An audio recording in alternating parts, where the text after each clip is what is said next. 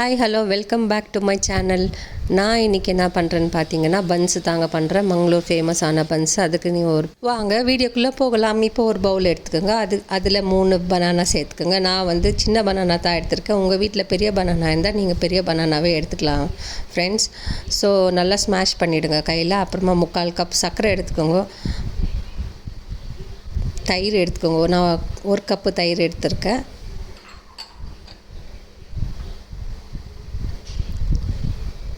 சோம்பு 1 டீஸ்பூனு,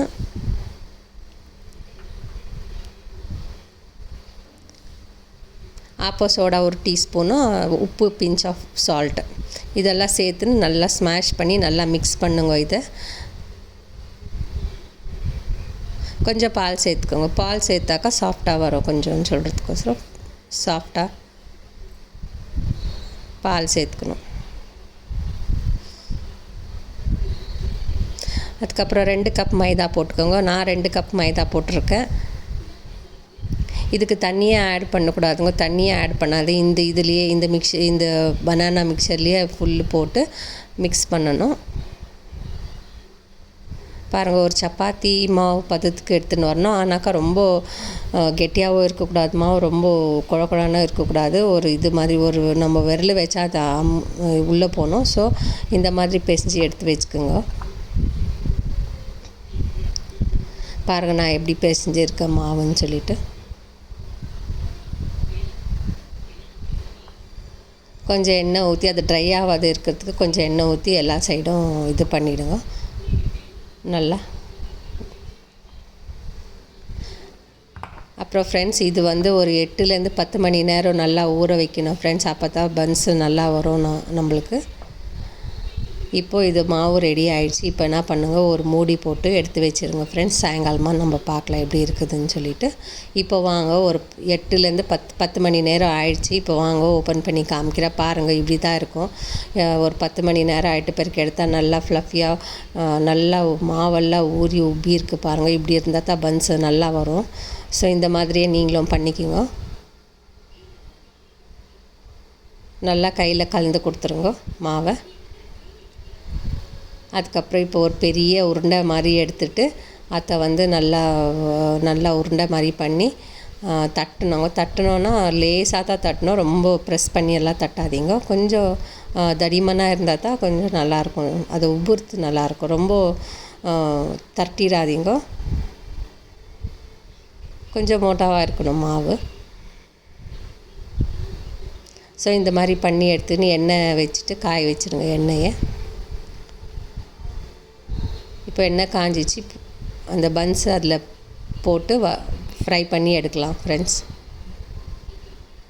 அந்த சைடில் இருக்கிற எண்ணெயெல்லாம் அது மேலே போட்டாக்கா அது நல்லா உப்பிடும். அப்படியே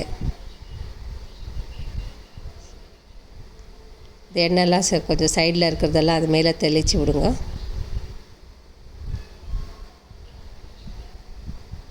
பாருங்கள் ஃப்ரெண்ட்ஸ், இப்போது பன்ஸ் ஒரு ப்ரௌன் கலராக வந்துருச்சு. இந்த மாதிரி கலரில் இருக்கும்போது தான் நல்லா வெந்திருக்குதுன்னு அர்த்தம். நம்ம எடுத்துடலாம்.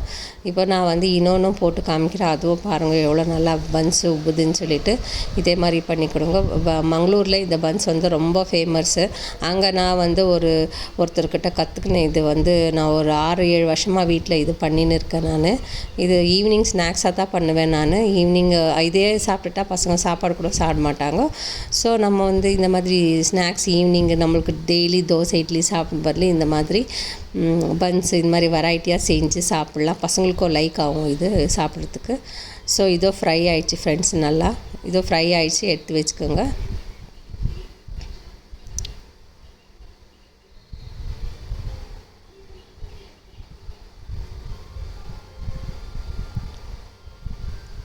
அப்புறம் அந்த மங்களூரில் இது எல்லா ஹோட்டல்லையும் கிடைக்கும். எல்லா ஹோட்டல்ஸ்லேயும் இது வச்சுருப்பாங்க. நம்ம எப்படி இங்கே இட்லி தோசை எல்லாம் நம்ம சாப்பிட்றோம் நம்ம வீட்டில், அந்த மாதிரி எல்லா ஹோட்டல்ஸையும் இந்த பன்ஸ் வச்சுருப்பாங்க.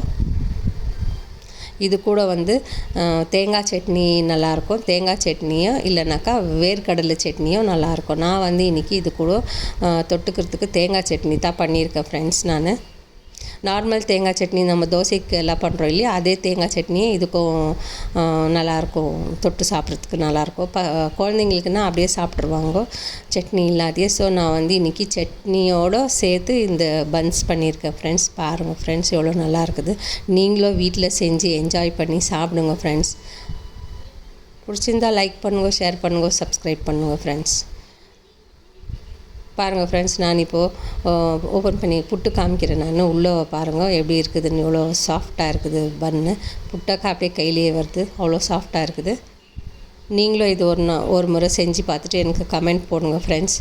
யாரோ லைக்கே பண்ண மாட்டேன்றீங்கன்னு நினைக்கிறேன். நான் வேறு வீடியோ கூட கமெண்ட்ஸ் வியூஸ் எல்லாம் எதுவும் வரவே மாட்டேங்குது. தேங்க்யூ, பாய்.